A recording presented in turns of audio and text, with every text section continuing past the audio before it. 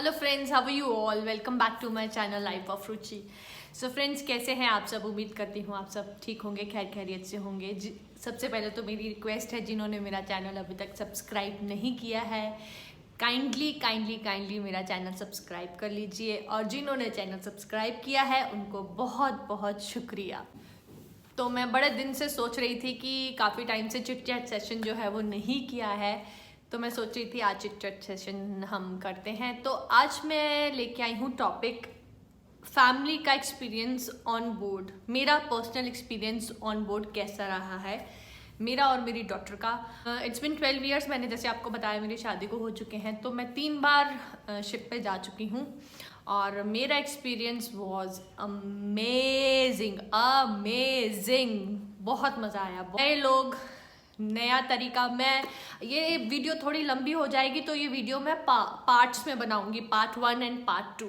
Life time experiences होते हैं ये, और मेरे हर बार एक्सपीरियंसेस बहुत अच्छे रहे हैं एंड न्यू एक्सपीरियंसेस रहे हैं। थोड़े बहुत एक्सपीरियंसेस मैंने आपको अपनी पहली इनिशियल वीडियोस में, जो मेरी being a merchant navy officers wife, उस वीडियो को आपने बहुत प्यार दिया, उसमें भी मैंने कुछ अपने एक्सपीरियंसेस आपके साथ शेयर किए हैं। बट आज मैं एक्सपीरियंसेस आपके साथ डिटेल में शेयर करूँगी इनिशियली कैसे मतलब प्लान में। तो मेरी शादी 2009 में हुई थी, तो 2009 में नहीं मैं जा पाई। ये खुद भी 2010 में शिप पे गए थे।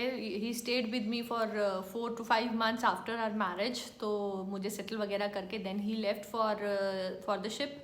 उसके बाद इन्होंने सेकंड के टिकट के लिए एग्ज़ाम्स देने थे, तो वी वेंट टू यूके। तो हम लोग अराउंड 6 months यूके लगा के आए थे। इन्होंने एग्ज़ाम्स देने थे। He has a college there, जहाँ से इन्होंने अपने सारे थर्ड का एग्ज़ाम भी दिया था और फिर सेकंड का एग्ज़ाम दिया इन्होंने वहाँ पे। तो हमारा वहाँ से हम आए, तो I was expecting my daughter. तो फिर हम तब नहीं जा पाए थे। एक्चुअली इनकी जो रूल है इनकी कंपनी में, वो ये है कि आपका जो बेबी है, जो भी आपका बच्चा है, वो 18 months का जब तक नहीं होता आप उसको कैरी नहीं कर सकते हो साथ में। ये इनका एक रूल है कंपनी में। तो हम लोग वी वर जस्ट वेटिंग कि 18 months की जब भी होएगी, after that we'll take along. तो फिर 18 months करते करते कुछ घर में ऐसी थी इमरजेंसीज थी कि हम नहीं जा पाए। When she was 3 years old, तो हम लोगों का फर्स्ट जो विजिट था वो when my daughter was 3.5 years old। Yes, 3.5 years old थी तब हम लोगों का फर्स्ट विजिट रहा, और बहुत ही अमेजिंग एक्सपीरियंस था वो। मतलब मैंने खुद से एक्सप्लोर की चीज़ें। I use to come and I use to tell my husband कि यहाँ पे बहुत अच्छा है, इधर चलते हैं। तो फिर जब इनको ऑफ मिलता था तो ही use to company there with me, तो बड़ा अच्छा रहा। पर वहाँ पे कंट्रीज़ भी, एक्चुअली क्या था उस शिप में और भी 2-3 फैमिलीज़ थी। तो हमारा stay was really really very amazing, really very amazing ship था, स्टे था हमारा वहाँ पे। एंड इनिशियल कैसे, जैसे यहाँ से मुझे कॉल आया कि पहले तो कॉल ही नहीं आ रहा था।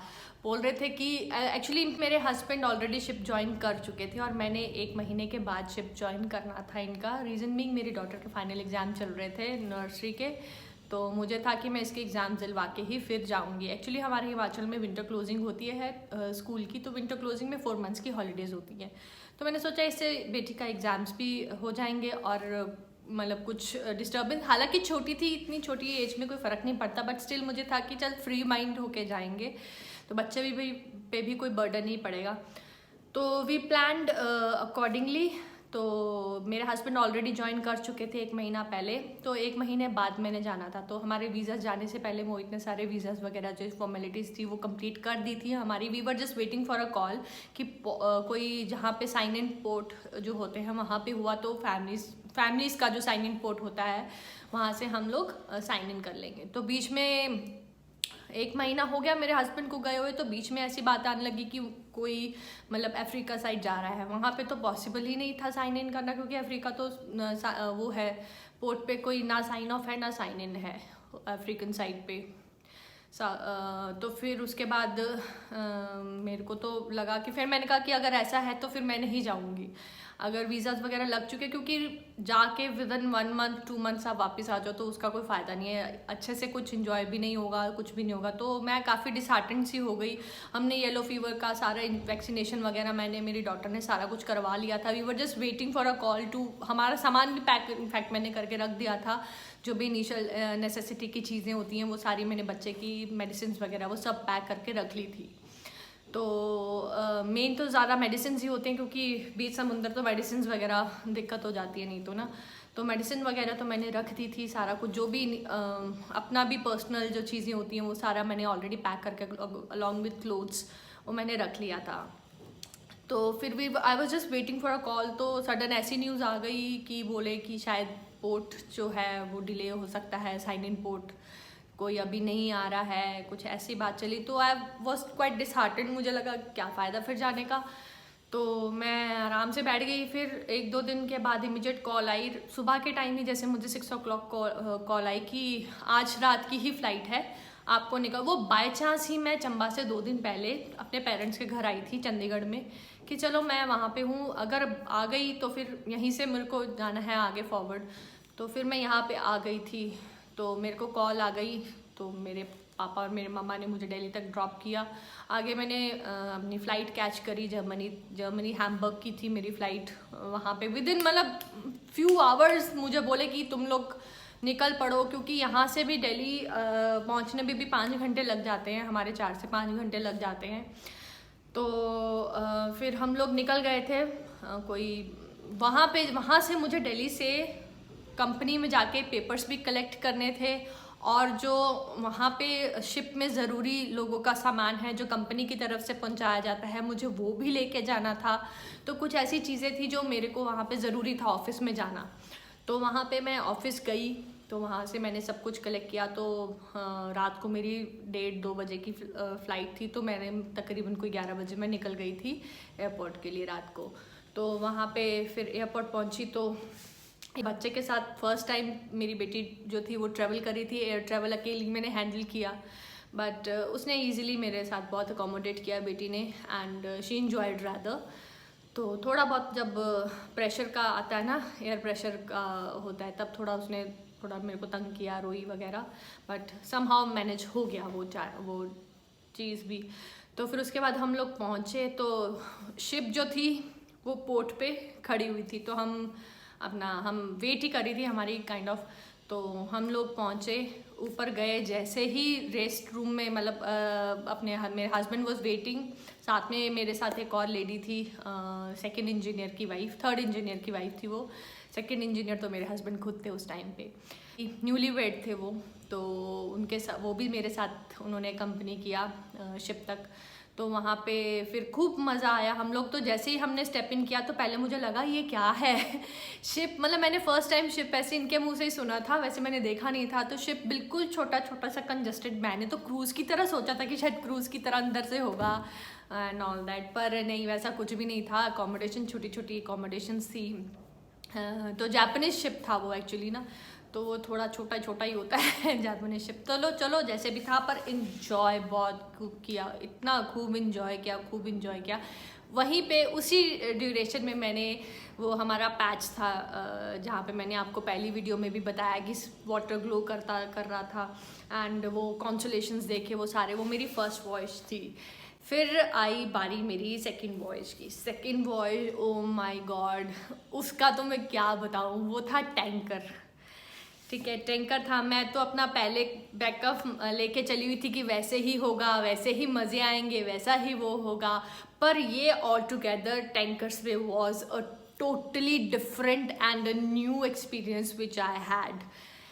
तो क्या हुआ, पहले तो सिंगापुर, हम यहाँ से, मैं और मेरे हस्बैंड, हम सारे इकट्ठे गए थे इस बार ना। तो साथ में ही मेरे हस्बैंड साथ में ही ज्वाइन किया था उन्होंने। हाँ, तो यहाँ से हम पहले चंबा से पहले हम चंडीगढ़ आए, चंडीगढ़ से फिर हम आगे दिल्ली गए, दिल्ली से फिर हमने आगे सिंगापुर की फ़्लाइट ली, एंड हम 2 रात से सोए नहीं थे बिल्कुल भी। We were sleepless. बच्चा तो चलो सो जाता है, पर फिर भी थकावट तो हो जाती है बच्चे को भी। हम लोग पहुँचे जैसे ही होटल में सिंगापुर में, तो वहाँ पे एकदम से आधा घंटा तो सब सो गए, डेड स्लीप होटल रूम में, पता ही नहीं लगा। हमारी एक्चुअली हमने शिप हमारी शाम को पहुँचनी थी, तो हमारा शाम तक का स्टे था सिंगापुर में, सिंगापुर ही पहुँचनी थी, तो वो टैंकर था। तो मेरे हस्बैंड कहते सब सो गए, हम लोग आधा पौना घंटा सो गए, सुबह कोई 5 बजे पहुँचे होंगे हम, तो 5 बजे तो बिल्कुल डेड स्लीप, 7 6 7 बजे तक डेड स्लीप। तो एकदम से मैं उठी, मैंने कहा हम लोगों के पास टाइम है, हम क्यों सो रहे हैं, फिर वापस में सिंगापुर आना ना हो, तो चलो थोड़ा टाइम है तो थोड़ा टाइम तो हम घूम लेते हैं। मैंने अपने हस्बैंड को और बेटी को उठाया एंड दे वर रेडी, मेरे से ज़्यादा वो रेडी थे कि हाँ चलते हैं। तो हमने फटाफट से फ्रेश अप हुए और हम लोगों ने ब्रेकफास्ट वगैरह खाया एंड हम लोग निकल गए। हमारी स्टार्टिंग ट्रिप की हुई थी पूरी मस्ती के साथ, पूरा घूमने के साथ। हम लोग सिंगापुर यूनिवर्सल स्टूडियो घूम के आए, यहाँ पे मैं कहीं पिक लगा दूंगी उसकी ना तो यूनिवर्सल स्टूडियो घूमा सारा दिन, पता ही नहीं लगा शाम के 4-5 कैसे बज गए। तो 5:30 बजे तक हमें एजेंट ने मिलना था होटल में, तो हम फटाफट से 5 बजे फ्री होके 5:30 तक अपने होटल पहुँचे। हमने पैकअप वगैरह किया तो हम शिप पे पहुँचे। एक तो वैसे ही नहीं सोए हुए थे 2-3 दिन से, तो ऊपर से एक झटका मुझे मिला। क्या मिला? शिप समुंदर के बीच में, शिप मतलब एक हमें पैसेंजर शिप लेने आई, तो मुझे लगा शायद आसपास ही होगा, यहाँ से वहाँ तक जाना होगा, तो इसलिए पैसेंजर शिप हमें लेने आई। पर वो शिप तो बीच समुंदर में आगे जाके कितनी दूर खड़ी हुई थी, तो मैं कहूँ ये तो बीच समुंदर है, आस पास तो कोई मुझे कुछ प्लेटफॉर्म नज़र नहीं आ रहा जहाँ से चढ़ के हम ऊपर जाएंगे जी। एक तो मुझे वो झटका लगा शुरुआत में ही। तो मेरे हस्बैंड फिर धीरे धीरे गैंगवे जो था, गैंगवे वो होता है जो स्टेयर्स होती है ना ऊपर चढ़ने के लिए शिप पे, तो वो था। तो मेरे हस्बैंड तो फटक से चढ़ गए, ही इज़ यूज्ड टू। अब वो मुझे क्या हाथ दे मैं कहूँ मैं नहीं आ सकती। मैं जैसे ही पास जाऊँ, वेव्स इतनी बड़ी बड़ी शिप के साथ को वो पीछे हमारी पैसेंजर बोट जा रही है, मैं कहूँ मैं कैसे छलांग लगा दूँ इतनी दूर। मैंने कहा मैं नहीं। अच्छा कहते चल तू रहने, तो बाद में आना, तू पीहू दे दे मुझे पहले ना। मैं तो चुप करके मैं कैसे ऐसे दे दूँ, मेरी बेटी अगर बीच में गिर गई पानी की तो क्या होगा। तो मैं तो चुप करके मेरे को कहते तू अंदर बैठ जा पैसेंजर शिप में, जब तेरी बारी आएगी चढ़ने की तो तू आ जियो। मैं तो आंखें कान सब बंद करके अपना पैसेंजर शिप में जाके नीचे बैठ गई। तो वहाँ पे इतने में मैं बाहर देखती हूँ मेरी बेटी पहुँच गई कि नहीं। वो तो मजे से ऊपर हंसती हंसती ऊपर भी पहुँच गई, ऊपर डेक पे। वो तो डेक पे खड़ी हुई और मैं नीचे खड़ी हूँ कि मैं कैसे जाऊँ। मैं जैसे जाऊँ पास में तो वो शिप वेव ज़्यादा बने तो वो पीछे शिप हो जाए पैसेंजर शिप, और इतना डिस्टेंस हो जाए, मैं कैसे जंप लगाऊँ। मेरे हस्बैंड गुस्से से मुझे देखते कि तू आ जा बस कर तो पर मेरी हिम्मत नहीं, मैंने फिर भी हिम्मत जुटाई कैसे तैसे करके। तो मैंने जंप लगाई, वो जैसे ही जंप लगाई वो एकदम से बैक हो गई। तो पर मैं समहाउ प्लेटफॉर्म पे पहुंच गई थी, पर मेरा 2 मिनट के लिए तो मैं बिल्कुल ही सुन्न हो गई थी कि अच्छा मैं ठीक हूँ, मैं नीचे नहीं गिरी, मैं प्लेटफॉर्म पे ही हूँ। तो फिर ऊपर पहुँची मैं, तो फिर जाके सुकून मिला। तो उस टाइम तो उस दिन तो मैं बिल्कुल डेड स्लीप में मेरी बेटी सो गए, पर मेरे हस्बैंड को नीचे जाना था क्योंकि उन्होंने टेक ओवर करना था। तो उन्होंने पूरा अपना समझा वगैरह, जैसे टेक ओवर करना था उससे पूरी वगैरह समझी कि क्या काम करने वाले हैं, क्या हो चुके हैं, फाइल वगैरह वर्क पेपर वर्क्स वगैरह वो सारे समझे उनसे देखे। तो मेरे हस्बैंड ने तो टेक ओवर कर लिया, he didn't took any rest, but मैंने और मेरी बेटी ने तो अच्छा खासा रेस्ट ले लिया था। फिर वहाँ पे अब मुझे था कि चलो आ जाएगा, थोड़े दिन में पोर्ट आ जाएगा, पर इतने लंबे लंबे वॉयज थे, मतलब जैसे 15-15 दिन का कंटिन्यूस वॉयज, और उस शिप में कोई भी नहीं, कोई भी लेडी नहीं, मैं अकेली लेडी और मेरी बेटी भी हूँ। पर सब ने बहुत कोऑपरेट किया, एवरीबडी वर सो कोऑपरेटिव उस शिप में। सब ने इतनी रिस्पेक्टफुली, कोई मतलब डिसरिस्पेक्ट वाली कोई बात नहीं, कोई कुछ नहीं। इनफैक्ट जब उनकी पार्टीज़ में मैं होती थी तो बहुत जेंटलमैन्स की तरह बिहेव करते थे एवरीबडी।